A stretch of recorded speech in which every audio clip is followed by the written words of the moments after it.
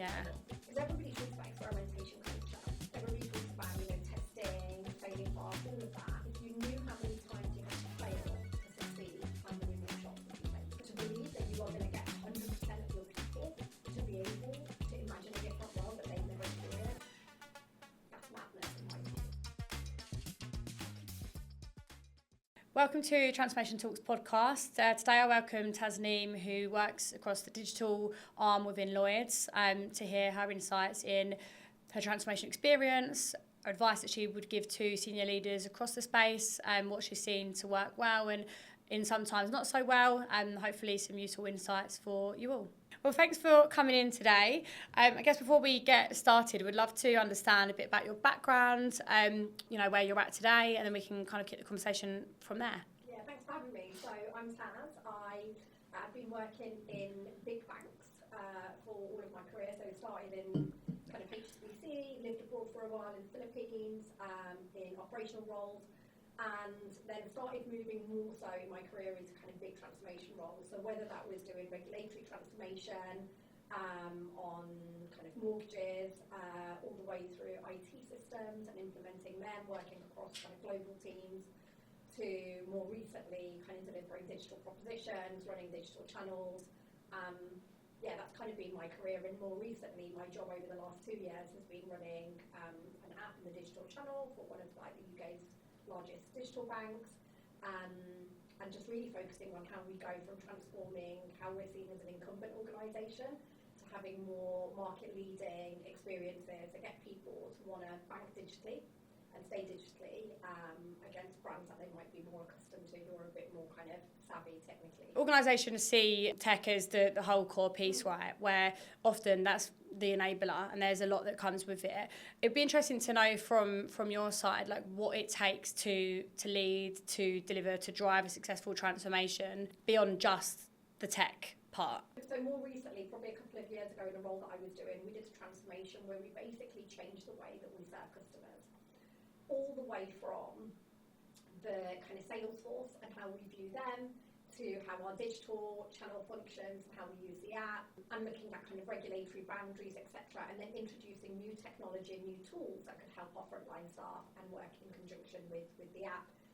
That was one of the biggest transformations I've ever done. So 17,000 people needed to get on board, right? So that's like a frontline workforce. But you're not just changing what the workforce is doing day to day, you're thinking about how they feel about their job, how they feel valued, where we're taking away sometimes, in their opinion, their ability to think deeply about things because you're complementing that with technology. And that can create some quite big nervousness in a big workforce like that, where they're like, is my job safe? Am I stable?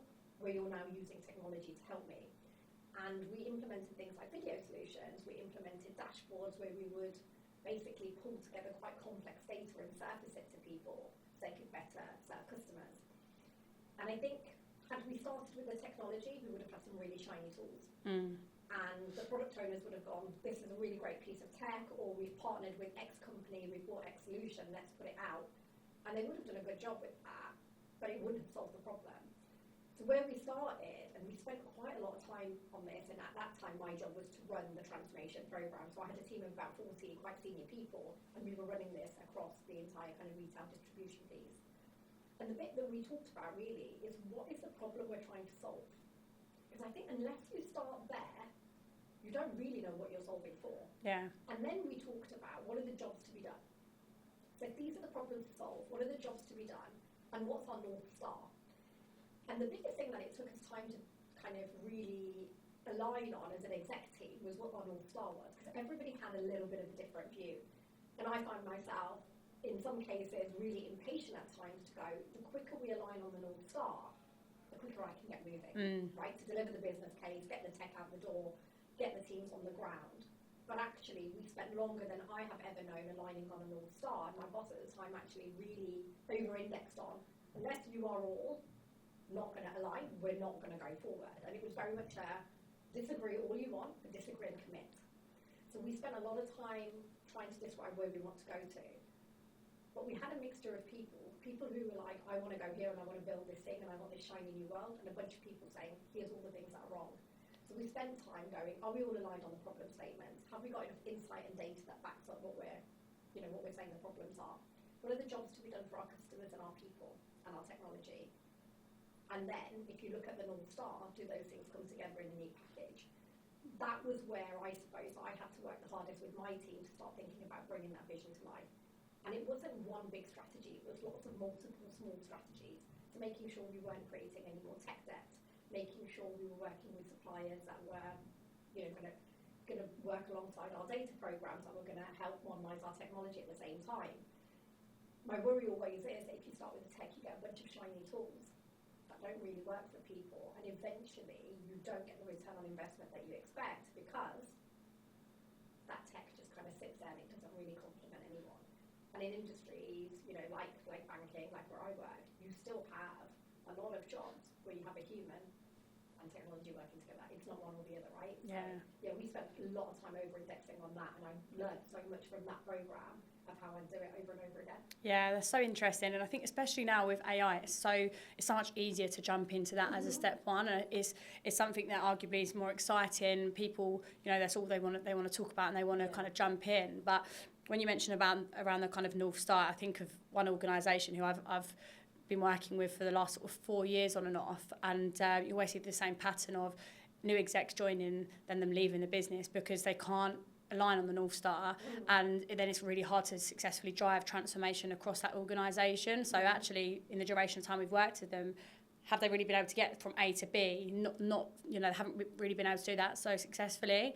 And it's probably something that's a lot easier said than done, right? I mean, when you've got 40 execs in a room and you're trying to align on that North Star, how do you come to a kind of conclusion of what is the best route to take? Do you know what? I remember sitting in those rooms and everybody just had so many different opinions. And I remember at one point going, I'm sure we've had this conversation about 18 times already. In my head, I was like, do not say that out loud, Taz, because that's not helpful right now. But I felt like we were going around in circles. But what was happening, and I can only look at it now in hindsight, and it was a real kind of learning curve for me in my journey of the more we talked and said things out loud, the more we were aligning every time. And the time that I had spent trying to get people to align in the team and my peer group meant that I had better relationships when we were going in to deliver the transformation. Because what I was able to do all the way through when we hit bumps was pick up the phone and say, are we still lined up on, we're definitely still trying to get here, right? So do you care how we get there? Do you care how I get you there? Do you care about what technology I use? Do you care about how the data looks? Or do you care that you want to get there? And this is the fastest way to get there. This is the shortest way, this is the longest way, whatever. Because my observation is when people are trying to all get to the same place and they don't align, it gives you more challenges as you go down the line. And so there was a lot of alignment around behaviours of the team. And I think everybody knew what they were there to do, and nobody was thinking about the next 10 years or the next 15 years. It was, what are we going to do in this defined time period? And I think in organisations where you've got lots of people coming in and out, you've got someone who's invested in a 10-year period. But everybody was like, we've got 2 years to turn this around. What's our end goal that we can deliver by X date? And it was very much by the end of 25, where do we want to be? Here's the number we need to hit on the business case. How are we going to get there? And we worked back from that. Because it's all good and well saying I want to do all of these brilliant things. But, there was a lot of times where I was saying, well, that's going to take us 5 years. Yeah. We ain't got 5 years. You've got 9 months. Yeah. Here's what you could have. So I think it's always challenging, but I do think the leadership that we all brought to the table was some of the best I've ever seen. And the way that my boss navigated us, and we built a lot of trust in the room. I also made sure that from a transformation perspective, when I was leading the work, we had mechanisms where we could disagree and commit. So it wasn't just like it's a once and done. It's having a system and framework to do that. So we would meet, I think, once a week for 90 minutes, just me and my peers, not my boss there, and my team who were leading the programme of work. Nobody else. Only people who are making decisions are in that call. So I would not invite anybody else who didn't have decision rights. If you can't make decisions, you're not in the room. And we were taking, here's the challenges, here's the decisions, here's the risks. I partnered with our risk and our people partners, made sure they were all in the room, so everybody was invested and knew where we were going to go. But there was relentless momentum. 90 minutes every week. And then where I needed to have breakout huddles, I was literally having one-to-ones with each of my peers to make sure they were aligning. I did more alignment than I've ever done. It was tough as hell. But then we would meet with my boss every 2 weeks and do a good 2 hours where we would go through all the sticky stuff. and we didn't lose any momentum. And if ever anybody was kind of going, I want to go here, I want to go there, just coming back to, are we still all aligned on the North Star? Yeah. Are we still definitely going here? And if we're not, let's have that out now. The more that I look back, I think the difference was we dedicated time to our vision. There wasn't another vision, there wasn't other side of desk projects, this was the thing. There was only one thing, it was this transformation programme. Yeah. Nobody else had any other work going on. It was this or nothing. And we were all invested from the leadership team. Nice. It's really impressive, and I think it's something that I often see leaders kind of having a perception of, you know, the sort of soft skills side of the role isn't as important as the technical side or those decisions, when actually arguably it is the most important thing, right? And some people might look at that and think that's really excessive. There's you know, a lot of time that you're spent there. Is that time that you're wasted when you could just be focused in on delivery? But without having those check-in points and without having that real clear communication and ensuring that there's alignment at all levels, it's almost impossible if you're doing a program at that scale to ensure that you are on track and you can effectively continue to kind of push on and deliver. And I think there's probably one thing, laying the foundations and being able to successfully sort of deliver that change and transformation, but then the other part of it is how can you make that change stick? Like how did you find, you know, once you'd kind of got from A to B, then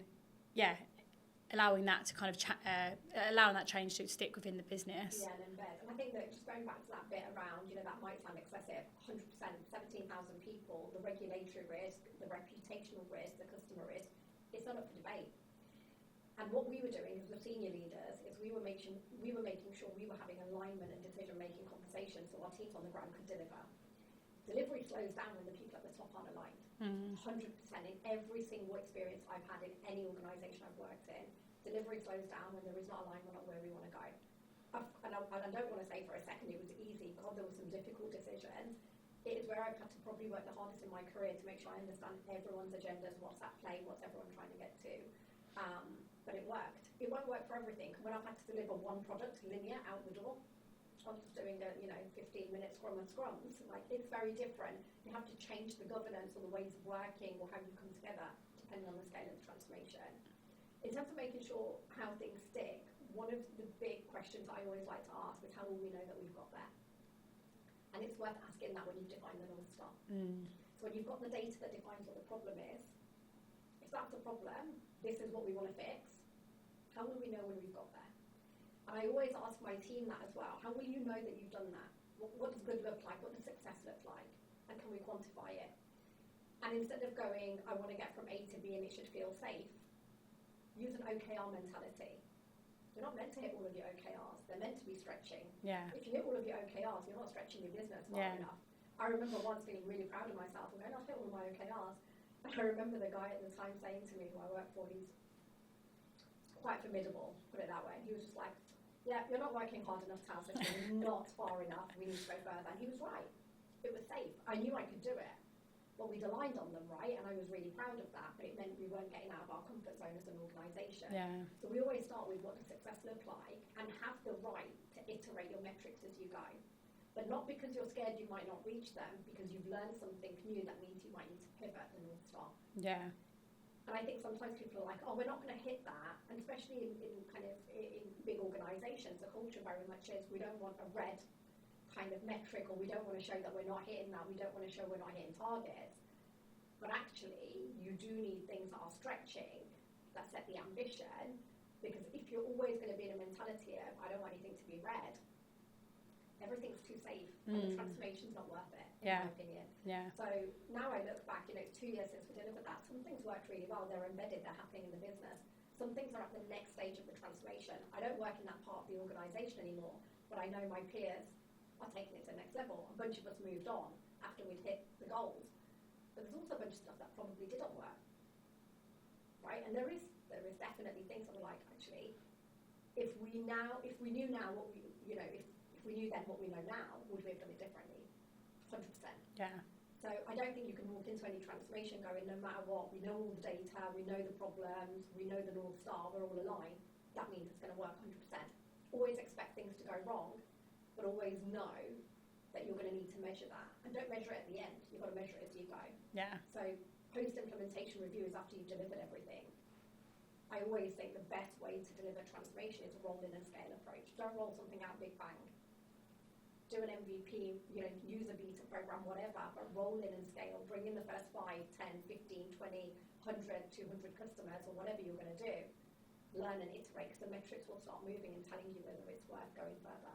Yeah. But some people just go, I'm going to go live, I'm going to go to market with this, and you're like, it's a big risk. Yeah. So it starts, I'm a big fan of MVPs and beta and roll in and scale. Yeah, it always sounds quite cheesy, but I think that sort of like fail fast mentality is always it's so important. And I think it's like reframing people's perspective on failure. Like for me, when I put myself in situations where I do fail, it's like, okay, great, because I get to learn from that, change. Yeah, what did you learn, not what did you fail at, Yeah, right? exactly that. And I think you touched on it about comfort zones. That's also something that I personally love feeling out of my comfort zone, because whenever I feel out of my comfort zone and I feel stretched, I'm like, okay, I'm doing something which has meant that I've stepped up here. Like I've stepped up in my position. I'm doing something that means that I'm able to improve in my day to day. A lot of people naturally aren't like that and hate to feel stretched and out of their comfort zone. Like how can you successfully drive or encourage that behaviour across transformations and organisations that you work It's with? hard, right? Because people want to feel psychologically safe. Yeah. And I think that most organisations will say, I create psychologically safe cultures. And I think most of us do, and we strive for that, right? Nobody likes failing. Even when you learn in that moment, you're like, I thought I could do that. I think about all the times where I'm like, I can definitely do that. And even though a little bit of me is like, it doesn't matter if you can't, I wish I could. That learning comes as a reflection after. And do we give enough space for what did we learn, or is the conversation it didn't work? Because everybody talks about experimentation culture. Everybody talks about, testing, failing fast, all of that. But I don't think we have enough conversations or spend, there's a disproportionate amount of time spent on how much we win rather than how much we fail or learn. I remember running teams where we were like kind of, shipping out products, and we would always say, fail fast. We don't really talk about failure. We did, but not as much as, oh my God, let's high five because we won. And a lot of the times, I think, when organisations want to test things to know if they're going to succeed or fail, so, they might do A/B testing, they might just want to have a few different routes to live, they will test things with a hypothesis that is safe. The hypothesis is basically based on this has to be served to win, because you want your test to succeed. A lot of people have an idea and want to know that it will definitely deliver and work. And the best thing that you can do, and the hardest thing, is have an idea and go, if it fails, it fails. If it wins, it wins. But if it wins, then I'll have some data and I'll refine and iterate it. And we don't make enough time in, and I'll go to live, time frames to do that. Every job I've ever worked in, I've tried to get testing in and I've done it. But would I say I'd like to test more? Yes. But would I also like to deliver value fast? Yes. So it's a tension point when you're doing transformation. How long are you going to test for? You can't do it for years. But I think talking to people, trying to get them to see that if you can push the boundaries, we could build something great, and then creating reward, I think, and recognition for when we really push the boat out and it didn't go well and we learn about it. And I'm not saying, pay people for tests that have failed. I'm not saying it's, about how much you pay people, but I do think it's about how much you celebrate that in your culture. And I just don't see that everybody's nailed that. And I love the Amazon approach, right? The press release. You write your press release of the product you want to build before you even build it. What do I want to say about it? What will the media say about it? What will the data points be? Because then you'll know when you do the test if you're getting anywhere close to that or not. Yeah. Have you seen any kind of reward recognition sort of systems that have worked particularly well? I don't even know that it exists. Honestly, in my experience, I haven't seen that, and I don't think it's a done thing. I do think, though, people tell stories, and stories are really important symbolically in organisations, and I still think it's human nature to tell more stories about when things went well. I think we do share more stories just naturally in the workforce around when things go wrong and how can we learn from them, but nobody necessarily wants to talk about it as a failure. Yeah. So I think the word failure can feel quite hard, and I think, but I also think it creates grit, right? And I think I don't know what the right answer is, because I've probably learned more from the things I've got wrong Yeah. than from the things I've got right, and it's created grit in how I've shown up in my next job and the next transformation, etc. I would find it slightly controversial. I would find it slightly fluffy to call every failure a test or a learning experience, because sometimes it just went wrong because I didn't get it right. Yeah. You know, I didn't do a good enough job. I didn't get it right, and if we don't learn from those things, you don't better yourself and go into things with better lessons. I feel like there's got to be a better word out there for it as well, right? Because obviously there are times when it is just a failure, things go wrong, but then other times where there's such a misconception of what that means and what it will mean for you if you do fail, that people will go out of their way to avoid it, but then they don't experience the other side of it, which is then that like next level of success or leveling up or learning. It's I don't know, is there another word that can be used? I keep thinking about this image that I saw, and I shared it with someone in my team recently, right? And it's only because she's trying to get a promotion, right? She's brilliant and she deserves it. She's been applying for jobs, and I sent her this image, and it's basically like a row of crosses. It's almost like 30 crosses, but the last one is a tick. And it says, if you knew how many times you had to fail to succeed, how many more shots would you take? And I just love that. It's just stuck with me. And I think about it in my own life as well, you know, just things that I can't do or things that I want to do. If I knew I was guaranteed success, if I tried 30 more times, I would absolutely go fast at those 30 attempts. But it's because we don't know if success is guaranteed at the end. Yeah, so true. It's a different mindset for me. And I think when we use the word failure as well, people it knocks their confidence, right? Yeah. When your confidence is knocked in yourself or in your workforce or in an organisation, it takes a long time for people to build back up to having another go.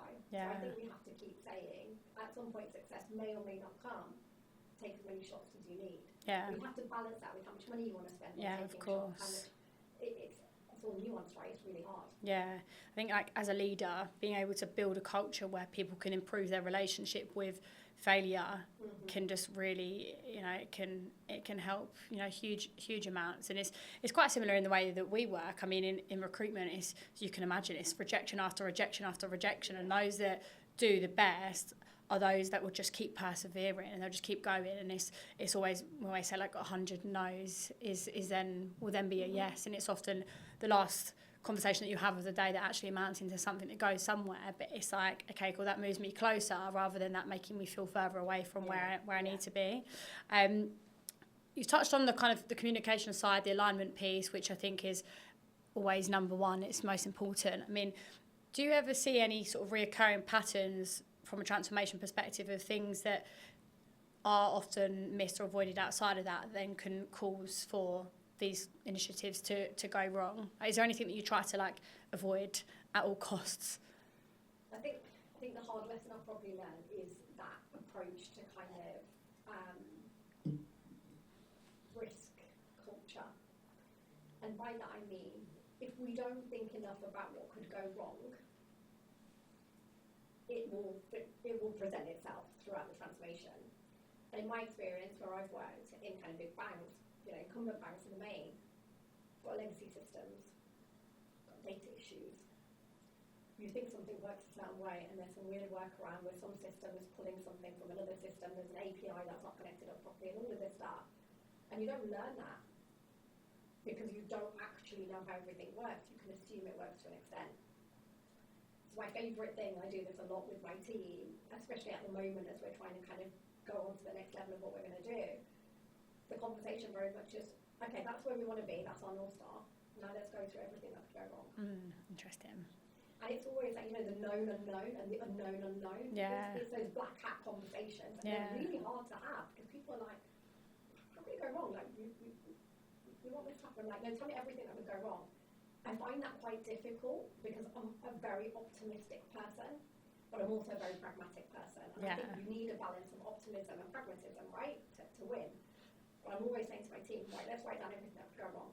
Now, what's the probability or the likelihood of that happening, and how could we mitigate it? How much of that needs to be baked into our design from the outset? Or how much of that is not very likely to happen? And who do we need to go and talk to validate our understanding of that? Do I need to go and talk to an architect, you know, about how that system is built? Do we need to go and talk to the people who are the end users of that to understand how it actually works? Do we need to map it out? Do I need to get someone to build me like a proper architectural diagram of how the system works and what it calls and what it does? Because I've got caught out on that before. And luckily, we were able to remediate anything because we were testing in a model office environment. But if we didn't test it in a model office environment before we go live, and like I said, you roll in and scale, so we tried it with our first 100 accounts, that could have caused real customer harm. Yeah. Because we didn't understand that the system had this very weird quirk, because it's a very old system. Yeah. And so I think that there's a lot of focus, it's again to that failure point, right? We always focus on like, what did we do well? What would good look like? What would the North Star be? Also, what could go wrong? Because those things will catch you out. And often, and it doesn't have to be a system, it could just be culturally, it could be what don't we understand about, I had a lot of learnings about unions and how they work when you're doing big people transformation. You're fundamentally changing a whole operating model. And I had to really think about, how are the unions going to view this? What are people going to talk to them about? How do we learn on that stuff? So it's all of those things that you have to spend time on. What I've seen go wrong is people will often do that in one workshop. Everybody bring your ideas, let's whiteboard it. You need time to reflect on it. You need people to kind of build up that muscle, and you need to keep looking at it. Definitely spend time on it, but it's not going to come to people just sitting in the room at a whiteboard. And I think people expect things like that to happen in the spur of the moment. You need to be staring at the change and get uncomfortable with, shit, this doesn't work. Like, this is the cost. Yeah, it's really interesting. I think by the sounds of things, like, you do a lot of groundwork before you'll then actually get, fully into the swing of things. And I've seen it time and time again, because we work on recruitment projects with, a lot of transformation activity, and it's, leaders will come in and it's like almost from day one, they just want to get the ball rolling, they just want to start on delivery, and you see 6 months, 12 months down the line, the course of that project changing. We see it from a resourcing perspective, and then we see how much money's been spent on X, Y, Z, but then actually they need this instead. And I think it's doing that kind of due diligence to begin with is so key.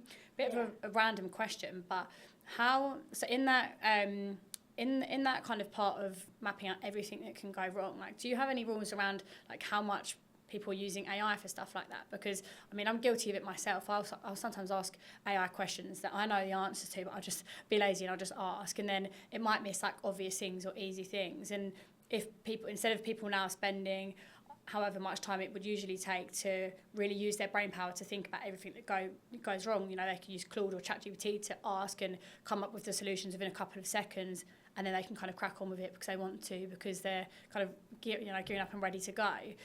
How do you how do you combat that side of things? Because now people will probably want to be moving quicker because they know they can, because they can rely on AI for those kind of questions. Yeah, it's a really good one. So that I am naturally a complete finisher, right? So as much as I like doing the groundwork and the discovery stuff, I always think about what's no regrets I can put live that delivers value from day one. How can I be making money, saving money, driving revenue, making customer impact? And I always run a simultaneous track in my mind. I need to do discovery for the big program that we're going to get behind, but also if there's just some stuff that feels no regrets and we can just be getting on with, start testing, value release, see how it goes. So I think you have to balance both. But I think the thing that AI has done, to your point, right, there's two ways to look at it. It has definitely made me lazy in terms of how I start thinking about things. So this morning on the tube, I was talking to Claude, and I definitely saw the lady next to me, like, talking over, and I know she was judging me. I was literally having an argument with Claude. I was like, why don't you know that? And it was like, what do you think? And I'm like, asking you what you think. I'm literally in a battle with Claude. What my mental model normally with these things is, and in my experience, I think this works better, is I think if you start with a really, really good prompt of what you want to get to, that's helpful. I think what AI is really good at doing very speedily is giving you a skeleton or a framework or a straw man or whatever. I still think there is so much room for brilliant people who have great critical thinking skills. Critical thinking is so underrated. Yeah. People who can solve complex problems fast is so underrated.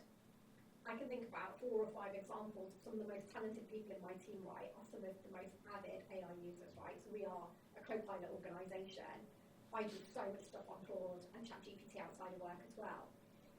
And when we'll sit there and we'll start talking about the results of the AI, I'll say, oh, did you co-pilot that? And they'll say, yeah. And I was like, I can tell. And we'll have a good conversation about it. And I was like, okay, how did you think about this? what was the prompt?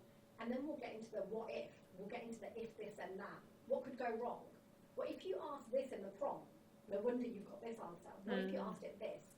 And so what we're not just talking about is the output and how we change the trajectory of where we're going. We're talking about, are you asking the right question in the first place? AI is only giving you the answer to why you're asking it. The models are good, they learn fast, right? But they're not as contextual as they could be. It's all about what you put in is what you get out. And they will learn from themselves all the time, and they're getting better and better. But even the new model of Claude, right? I'm just like, you haven't remembered something I told you yesterday in another chat. And that was my argument today with Claude. Yeah. What are you doing? You're annoying me now. You've done this on pen and paper.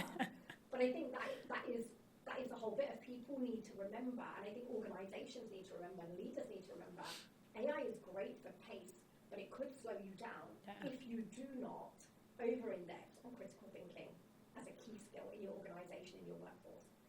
That doesn't mean we need workforces like we have them. It doesn't mean we need hundreds of people doing, kind of automation jobs. But we absolutely need strategic leaders. We need people who can do transformation. We need change makers. AI is not going to make the change stick. Yeah. It's not going to help people navigate the agendas. It's not going to be able to do some of that groundwork, that discovery work that I have to do. That's based on personality. It's based on influence. It's based on people who've got a gift of the gab, who can talk to people. All of those personal skills that are really complementary to it. So I've got no problem with it. I encourage it a lot. But I want to get into debate with my people. Yeah. And I want to make sure they thought about things in the right way. And I think, I wrote an article the other day, just like, we don't start with a pen and paper. I never start by just doodling something to think about. I voice note Claude. I'll literally be walking somewhere and voice noting Claude, and people think I'm talking to my mate. I'm not. I've been talking to Claude for 3 hours straight. I have a random idea.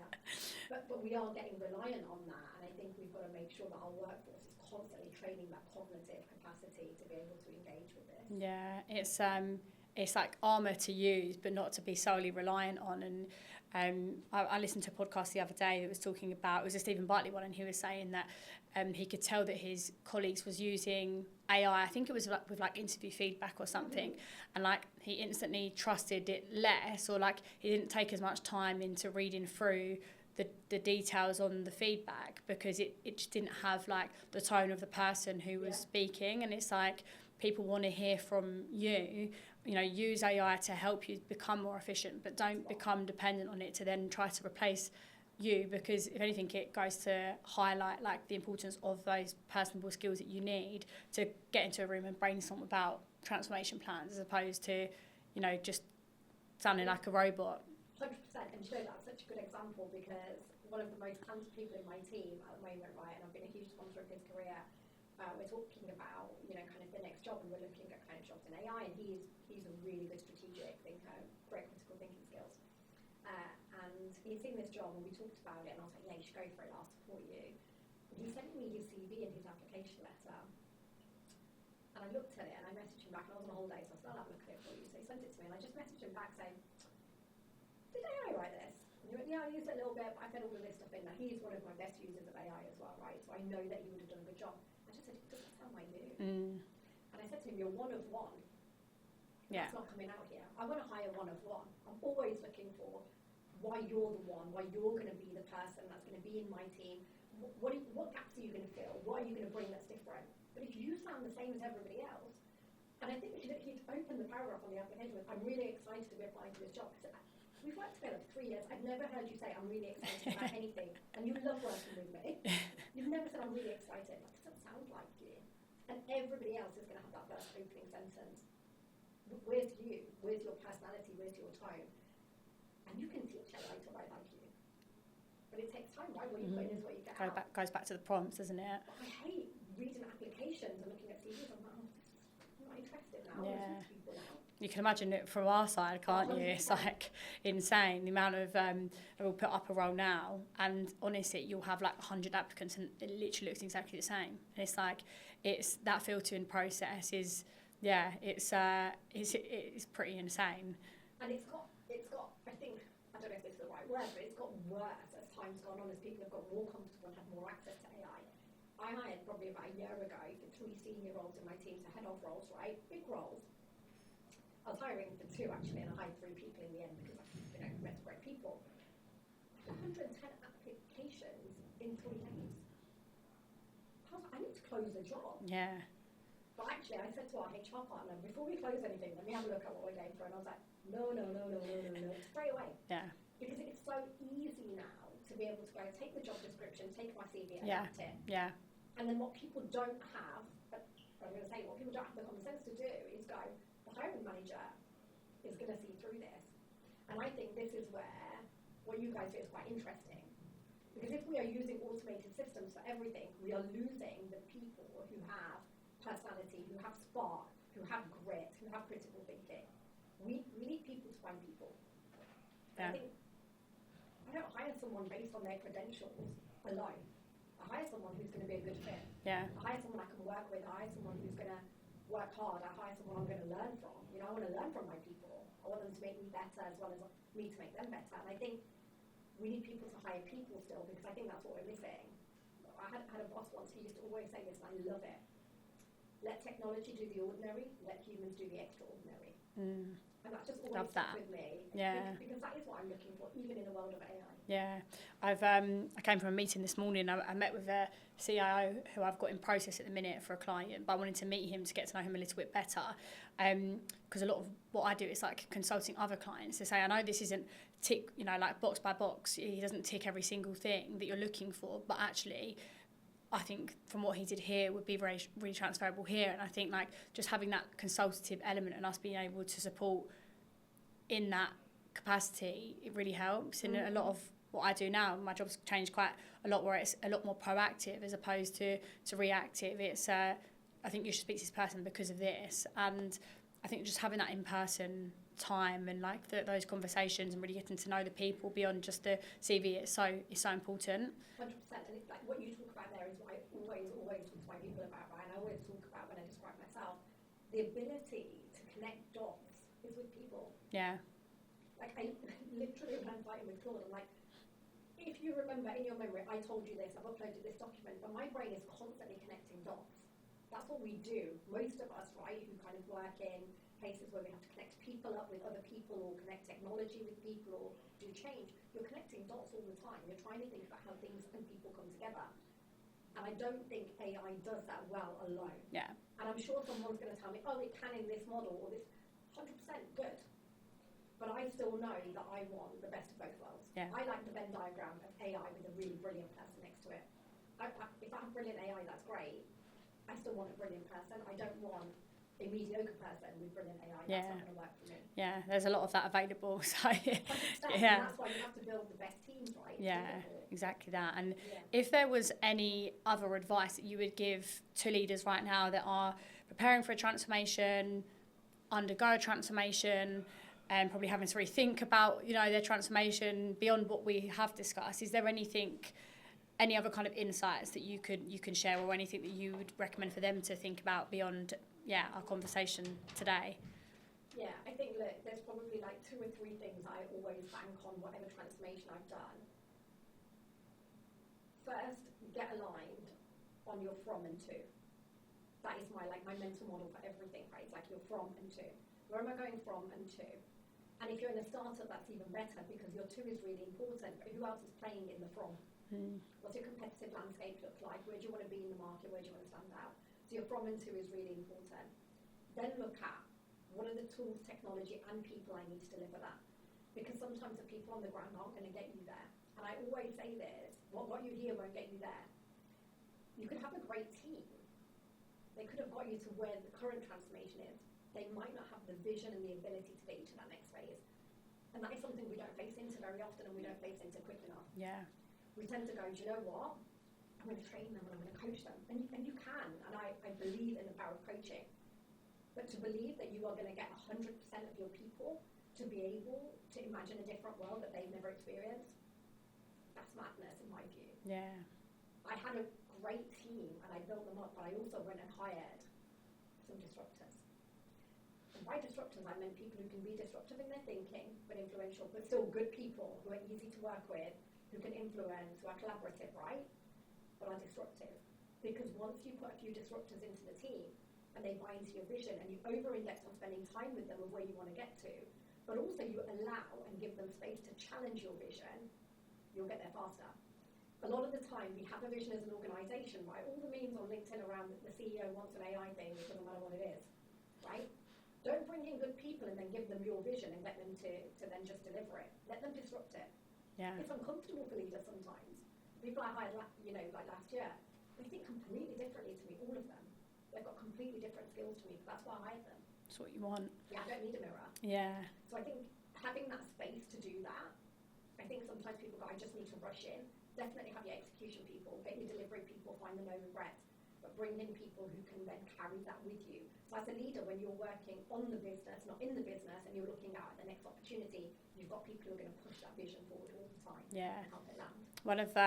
One of my clients, he said something to me once that really stuck with me, which I don't really watch football, so I didn't really get the reference, but I got what he was saying. And he said that when a football team goes from, I think it's like the Championship to the Premier League, or whatever the league is below the Premier League, he was like, you're always going to then need new players on the pitch, right, to then be able to play at that level. And it's like, it's so true. And of course, you want to be able to invest into the people that are there, and it's not to say you've got to kind of get rid of everyone and rehire, but there is an element of, you're in a new league now, so you need to make sure that you've got the right people on the pitch that are going to be able to perform at that level, that can support to bring the people up. But then also, sometimes it's necessary to then look at how you can kind of rebuild and reshape to perform better at that stage. Yeah, 100%. I couldn't agree more, right? And every time I've moved into different jobs, especially in my last job where I've gone from doing that transformation job to then a bigger remit, I had taken the old role with me.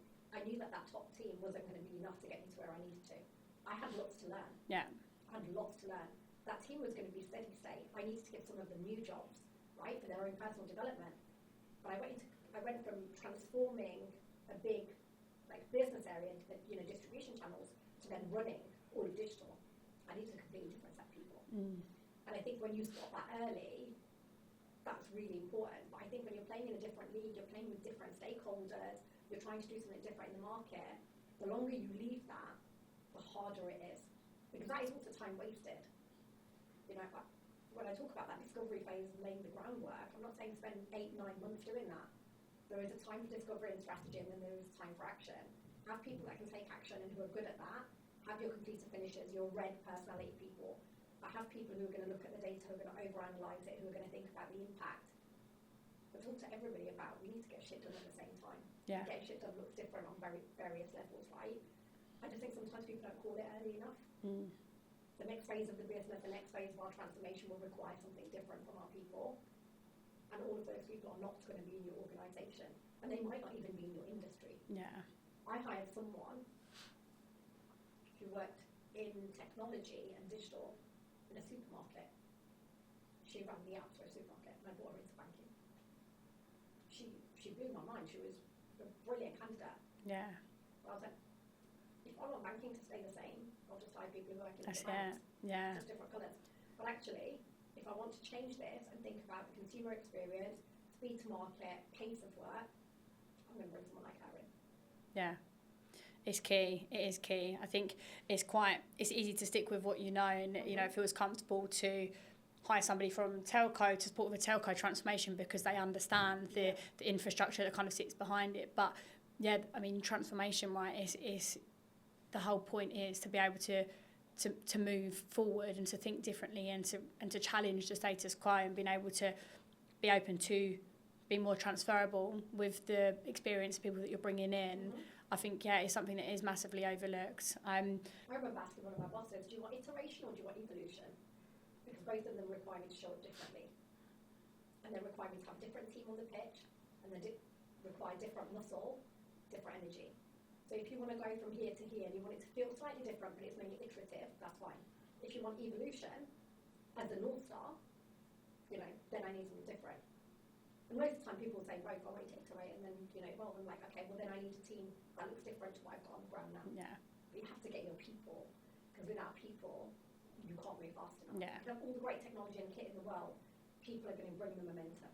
Yeah, completely agree with you. And I think everything that we've discussed today, it couldn't be more relevant to the time that we're in right now. And I think from the people side, from the communication, alignment, actually spending time at the beginning to ensure that the North Star is there. Like, these are all things that, you know, it's not to say people don't know, but it's that people massively overlook, and they'll park to one side. They won't really see the value in prioritising, and then that's where you get further in later down the line and, you know, have to go all the way back to the beginning and kind of do it again. So I've really enjoyed our conversation. Thank you.